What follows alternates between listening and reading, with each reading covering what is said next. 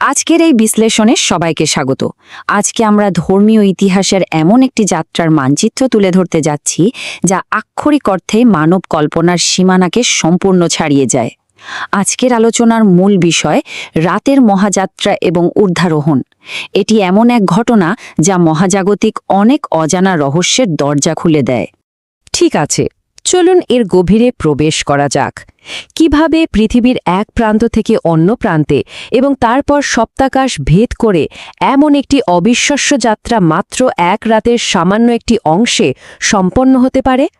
আমরা এই পুরো ঘটনাটিকে স্রেফ একটি প্রতিষ্ঠিত ঐতিহাসিক তথ্য হিসেবে নয়, বরং উৎসগুলোতে বর্ণিত একটি অত্যন্ত কৌতূহলোদ্দীপক আখ্যান হিসেবে একেবারে নিরপেক্ষ দৃষ্টিকোণ থেকে বিশ্লেষণ করব।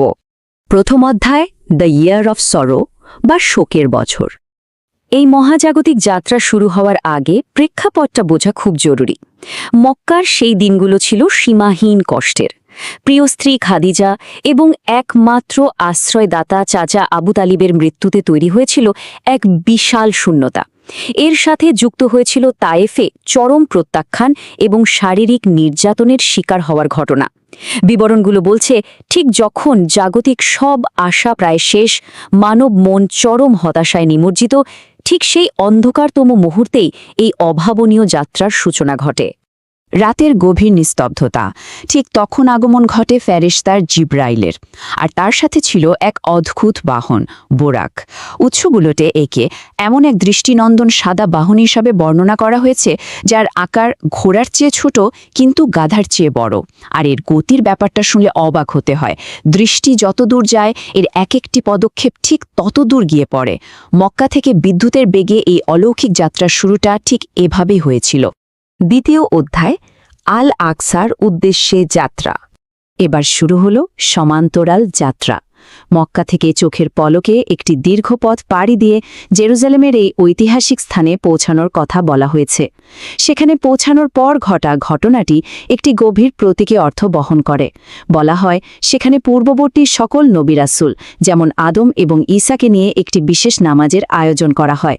এই নামাজের নেতৃত্ব দেন এই আখ্যানের মূল চরিত্র, যা মূলত চূড়ান্ত এবং সর্বশ্রেষ্ঠ নেতৃত্বের একটি ক্রম প্রতিষ্ঠার ইঙ্গিত দেয়। চলুন দেখি কিভাবে এটি সামনে এগোচ্ছে। পৃথিবীর সমান্তরাল পথ ছেড়ে এবার আমাদের নজর দিতে হবে উল্লম্ব বা ঊর্ধ্বমুখী যাত্রার দিকে। এই যাত্রার মাধ্যম হল মিরাজ, একটি স্বর্গীয় সিঁড়ি। এটি ঊর্ধ্বজগতের মহাজাগতিক যাত্রার বাস্তব পথ হিসেবে কাজ করেছিল। তৃতীয় অধ্যায়, সপ্তাকাশে আরোহণ।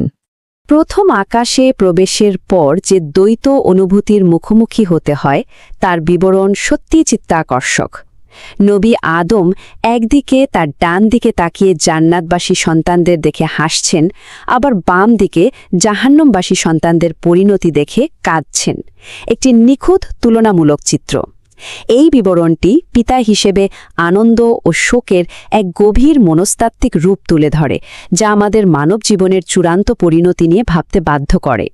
দ্বিতীয় থেকে ষষ্ঠ আকাশ পর্যন্ত একের পর এক ঐতিহাসিক নবীদের সাথে সাক্ষাতের ঘটনা ঘটে। উৎসগুলো প্রতিটি চরিত্রের সাথে একটি দারুণ নির্দিষ্ট বৈশিষ্ট্য যুক্ত করেছে। যেমন তৃতীয় আকাশে দেখা মেলে ইউসুফের, যার মধ্যে পৃথিবীর অর্ধেক সৌন্দর্য ছিল বলে উল্লেখ করা হয়েছে। চতুর্থ আকাশে ইদ্রিস, যিনি প্রথম কলম ব্যবহার করেছিলেন। পঞ্চম আকাশে হারুন, আর ষষ্ঠ আকাশে মুসার সেই আবেগঘন মুহূর্ত যেখানে তিনি তার অনুসারীদের সংখ্যা নিয়ে কাঁদছিলেন। প্রতিটি সাক্ষাৎ আখ্যানে এক একটি স্বতন্ত্র মাত্রা যোগ করেছে। এরপর সপ্তমাংশ, আকাশ মণ্ডলের একেবারে চূড়া। সেখানে বাইতুল মামুরের সামনে অবস্থান করছেন নবী ইব্রাহিম, যেখানে প্রতিদিন ৭০,০০০ ফেরেশতা প্রদক্ষিণ করেন। তিনি একটি চমৎকার রূপক ব্যবহার করেছিলেন। জান্নাত হল একটি সমতল ভূমি, আর প্রশংসার বাক্যগুলো হল সেই জমিনে রোপণ করার মতো গাছ। ঊর্ধ্বজগতের একেবারে শেষ সীমানায় রয়েছে সিদরাতুল মুনতাহা। এটি একটি বিশাল বড়ই গাছ যা সৃষ্টির চূড়ান্ত সীমানা নির্দেশ করে। এর সবচেয়ে নাটকীয় দিকটি জানেন? এই সীমানার পর আর কেউ যেতে পারে না। এমনকি ফেরেশতা জিব্রায়েলও যদি এক পা সামনে বাড়ান তবে তিনি পুড়ে ছাই হয়ে যাবেন। এই সীমারেখাটি এমন এক শূন্যতা তৈরি করে যেখানে মূল চরিত্রকে সম্পূর্ণ একা এক অসীম যাত্রায় পাড়ি দিতে হয়। চতুর্থ অধ্যায়, দ্য ডিভাইন এনকাউন্টার বা ঐশ্বরিক সাক্ষাৎ। আর ঠিক এখান থেকেই শুরু হয় আমাদের আখ্যানের চরম উৎকর্ষ।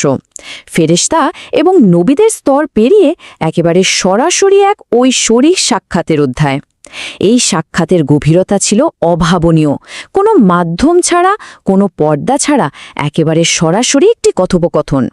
আর সবচেয়ে চমৎকার বিষয় হলো উৎসগুলা বলছে যে সেই মহাজাগতিক কথোপকথনটি আজও মুসলিমদের দৈনন্দিন প্রার্থনার একটি অবিচ্ছেদ্য অংশ হিসেবে রয়ে গেছে। সুতরাং এখানকার সবচেয়ে গুরুত্বপূর্ণ বিষয়টি হলো এই সংখ্যাগত পরিবর্তন। শুরুতে কিন্তু 50 ওয়াক্ত নামাজের কথা বলা হয়েছিল, কিন্তু ফেরার পথে মুসার সাথে আলোচনার মাধ্যমে তা কমিয়ে অবশেষে মাত্র 5-এ নামিয়ে আনা হয়। অবাক করা ব্যাপার হলো সংখ্যায় 5 হলেও উৎস মতে এর পুরস্কার রয়ে গেছে সে মূল 50-এর সমান। এটি একটি দারুণ ঐশ্বরিক দয়ার দৃষ্টান্ত। পঞ্চম অধ্যায়, পরকালের দৃশ্য। ঐশ্বরিক আদেশের পর পৃথিবীতে ফেরার পথে আখ্যানটির সুর কিছুটা বদলে যায়। এখানে চরম বৈপরীত্যের একটি নিখুঁত উদাহরণ দেখা যায়। একদিকে জান্নাতের অবিস্মরণীয় পুরস্কার, দুধ ও মধুর নদী, সোনা রূপার প্রাসাদ, আর ঠিক তার বিপরীতে জাহান্নামের ভয়াবহ শাস্তির বর্ণনা। যারা সুদ খেত তাদের ফুলে যাওয়া পেট কিংবা পরনিন্দাকারীদের মৃত মাংস খাওয়ার দৃশ্য। এই সুস্পষ্ট বৈপরীত্য একটি বড় প্রশ্ন সামনে নিয়ে আসে: মানুষের নৈতিক জবাবদিহিতার পরিণতি আসলে কি? ষষ্ঠ অধ্যায়, প্রত্যাবর্তন ও প্রমাণ। এই মহাজাগতিক দৃশ্যপট শেষে এবার ফিরে আসার পালা। ফিরে আসার পর যে বিষয়টি দেখা যায় তা আক্ষরিক অর্থেই মাথা ঘুরিয়ে দেওয়ার মতো। এই পুরো অবিশ্বাস্য যাত্রা, সপ্তাকাশ ভ্রমণ, নবীদের সাথে সাক্ষাৎ, ঐশ্বরিক কথোপকথন, সবকিছু শেষে পৃথিবীতে ফিরে আসার পর দেখা গেল বিছানা তখনও উষ্ণ রয়ে গেছে। সময়ের এই আপেক্ষিকতা সত্যিই অবাক করার মতো, যেন একটি পূর্ণাঙ্গ জীবনের অভিজ্ঞতা ঘটে গেছে রাতের কেবল একটি সামান্য ভগ্নাংশে। স্বাভাবিকভাবেই মক্কার অবিশ্বাসীরা তীব্র সন্দেহ আর উপহাস শুরু করেছিল, কিন্তু আখ্যানটি স্রেফ রহস্যের উপর দাঁড়িয়ে থাকেনি। এই দাবিকে প্রমাণ করতে কিছু সুনির্দিষ্ট প্রমাণের কথা বলা হয়েছে, যেমন আল আকসার নিখুঁত বর্ণনা দেওয়া, একটি হারিয়ে যাওয়া কাফেলার আগমনের আগাম বার্তা দেওয়া এবং ঠিক সূর্যোদয়ের সময় সেই কাফেলার মক্কায় প্রবেশ করা। এই সব কিছুই সেই উপহাসের বিপরীতে শক্ত প্রমাণ হিসেবে দাঁড় করানো হয়েছিল। আর এটি খুব চমৎকারভাবে ফুটিয়ে তোলে উৎসের একদম শেষ কথাটি, কারণ তাদের হৃদয় ছিল শক্ত পাথরের মতো। এত নিখুঁত বাস্তব প্রমাণ চোখের সামনে দেখার পরও যারা অবিশ্বাসী ছিল তারা তা কিছুতেই গ্রহণ করেনি, যা একটি গভীর এবং ভাবনা জাগানিয়া প্রশ্নের সামনে দাঁড় করিয়ে দেয়। আজকের এই বিশেষ বিশ্লেষণে আপনাদের সবাইকে স্বাগত জানাচ্ছি। আজ আমরা অত্যন্ত গভীর, রহস্যময় এবং ঐতিহাসিক একটি বর্ণনা নিয়ে কথা বলবো। এই সোর্স টেক্সটটি রজব মাসের 27 তারিখের রাতের এক মহাজাগতিক ভ্রমণকে কেন্দ্র করে আবর্তিত। আজ আমরা খুব শ্রদ্ধাপূর্ণ কিন্তু একই সাথে একটা বিশ্লেষণাত্মক দৃষ্টিভঙ্গি থেকে দেখব প্রাচীন এই গ্রন্থগুলোতে সেই রাতের অসাধারণ যাত্রার পর্যায়গুলো ঠিক কিভাবে তুলে ধরা হয়েছে। আচ্ছা, চলুন একদম গভীরে প্রবেশ করা যাক। শুরুতেই আমাদের মস্তিষ্কের স্বাভাবিক চিন্তাকে চ্যালেঞ্জ করার মতো একটা বিষয়। একটু ভাবুন তো, গ্লাস থেকে ছিটকে পড়া এক ফোঁটা পানি মাটিতে পড়ার আগেই কি পুরো মহাবিশ্ব পার হয়ে যাওয়া সম্ভব? এই মূল বর্ণনায় সময়ের আপেক্ষিকতা বা টাইম ডাইলেশনের যে অবিশ্বাস্য ধারণা দেওয়া হয়েছে তা সত্যি অবাক করার মতো। 7 আসমান, জান্নাত, জাহান্নাম পেরিয়ে আরশচাই পর্যন্ত বিস্তৃত এই পুরো মহাজাগতিক জার্নিটা পৃথিবীর হিসেবে মাত্র 1 সেকেন্ডের ভগ্নাংশের মধ্যেই সম্পন্ন হয়েছিল বলে উল্লেখ করা হয়। চলুন শুরু করি আমাদের পর্ব 1 দিয়ে, ঐশী আমন্ত্রণ ও প্রস্তুতি। মক্কার এক নিস্তব্ধ তারায় ভরা রাতে শুরু হয়েছিল এই অভাবনীয় ঘটনা। টেক্সটগুলোতে খুব চমৎকারভাবে বর্ণনা করা হয়েছে যে মহাজাগতিক এই যাত্রার জন্য একজন মানুষের শরীরকে ঠিক কিভাবে প্রস্তুত করা হয়েছিল। বলা হয় ফেরেশতা জিব্রাইল এবং মিকায়েল এসে নবীজির কাছে উপস্থিত হন। এরপর অত্যন্ত সতর্কতার সাথে বক্ষ বিদীর্ণ করে পবিত্র জমজমের পানি দিয়ে হৃদয় ধৌত করা হয়, আর সবশেষে একটি সোনার পাত্র থেকে ঈমান ও প্রজ্ঞা দিয়ে তা পূর্ণ করে দেওয়া হয়।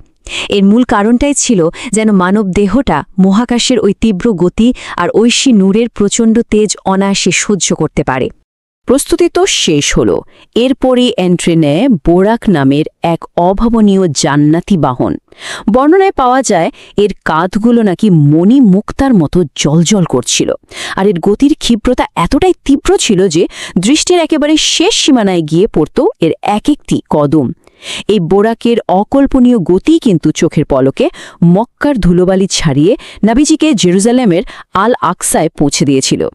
জেরুজালেমে পৌঁছানোর পর রীতিমতো এক ঐতিহাসিক আর আধ্যাত্মিক মিলনমেলার সৃষ্টি হয়। বর্ণনায় দেখা যায় সেখানে পূর্ববর্তী লক্ষাধিক নবী ও রাসূল সশরীরে উপস্থিত ছিলেন। ভেবে দেখুন তো স্কেলটা। এই বিশাল সমাবেশে উপস্থিত সকল নবী রাসূলদের ইমাম হিসেবে 2 রাকাত নামাজ আদায় করেন তিনি। এটি ছিল সৃষ্টির শ্রেষ্ঠ মানবদের এক অভূতপূর্ব কানেকশন। এবার আসা যাক পর্ব 2-এ, সপ্তম আসমান আরোহণ। পৃথিবীর সীমানা ছাড়িয়ে এবার এক মহিমান্বিত সিঁড়ি বেয়ে সুবিশাল মহাকাশের দিকে যাত্রার পালা। এখন এই কালানুক্রমিক স্তরগুলোর যে বিষয়টা সবচেয়ে ইন্টারেস্টিং তা হল প্রতিটি আসমানের স্পেসিফিক ডিটেল। প্রথম আসমানে দেখা হয় আদিপিতা আদমের সাথে, যিনি জান্নাতি রুহদের দেখে হাসছেন আর জাহান্নামীদের দেখে কাঁদছেন। তৃতীয় আসমানে সাক্ষাৎ হয় ইউসুফের সাথে। বলা হয় পৃথিবীর অর্ধেক সৌন্দর্যই নাকি তাকে দেওয়া হয়েছিল। ষষ্ঠ আসমানে মুসাকে দেখা যায় কাঁদতে, কারণ তিনি বুঝতে পেরেছিলেন যে এই নতুন নবীর অনুসারীর সংখ্যা জান্নাতের সবচেয়ে বেশি হবে। আর সপ্তম আসমানে ইব্রাহিমকে দেখা যায় বাইতুল মামুরে হেলান দিয়ে থাকতে, যার চেহারার সাথে নবীজির অদ্ভুত একটা মিল ছিল। এরপর আমরা পৌঁছে যাই পর্ব 3-এ, চূড়ান্ত সাক্ষাৎ। মহাকাশ পেরিয়ে যাত্রায় এবার এমন এক স্তরে পৌঁছায় যা আমাদের কল্পনারও অতীত। সিদরাতুল মুনতাহা নামের এক মহিমান্বিত প্রান্তিক বৃক্ষের কাছে, যার পাতাগুলো হাতির কানের মতো বিশাল, আর নিচ দিয়ে প্রবাহিত হচ্ছে 4টি নদী। ঠিক এই জায়গায় এসে অভাবনীয় একটা ব্যাপার ঘটে।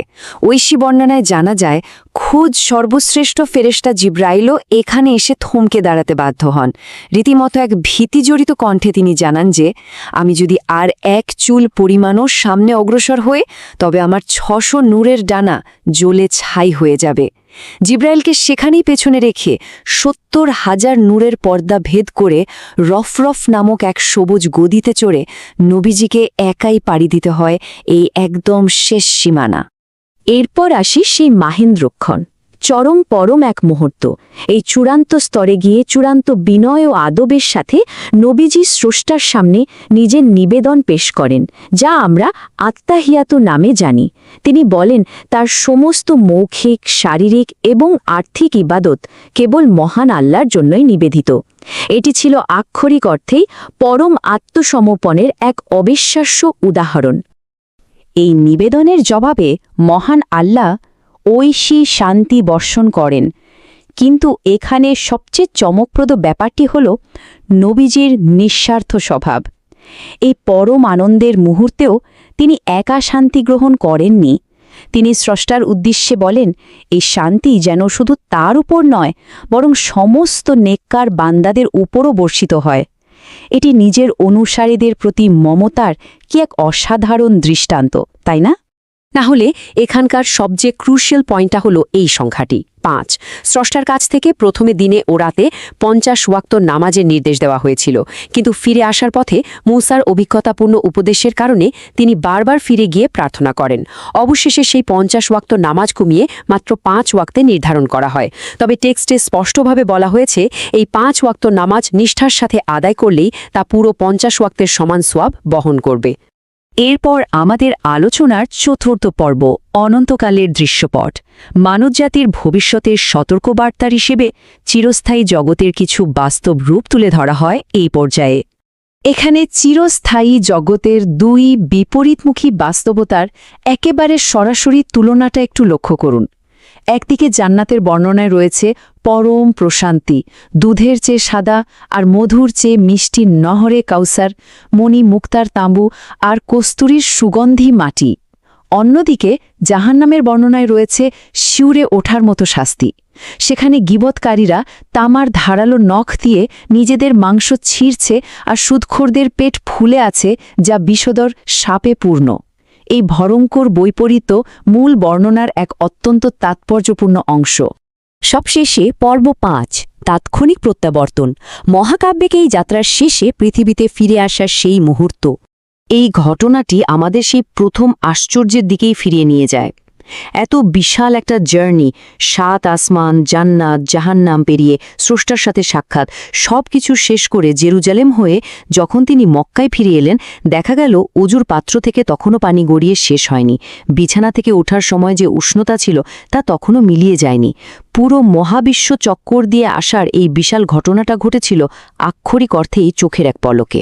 পুরো বিশ্লেষণটি শেষে এই প্রশ্নটি কিন্তু আমাদের একটা বিশাল চিন্তার খোরাক রেখে যায় যে মহাবিশ্বের সীমানা পার হতে আধুনিক বিজ্ঞানের হিসেবে কোটি কোটি আলোকবর্ষ প্রয়োজন, তা যদি এক মুহূর্তের ভগ্নাংশ পাড়ি দেওয়া সম্ভব হয়, তবে সময় এবং স্পেসের প্রকৃত নিয়ম সম্পর্কে আমরা আসলে কতটুকু জানি? এই অসাধারণ টেক্সটগুলো কেবল একটি ঐতিহাসিক ঘটনার বিবৃতি নয়, বরং এটি সৃষ্টিজগতের বিশালতা নিয়ে নতুন করে ভাবার এক দারুণ সুযোগ করে দেয়।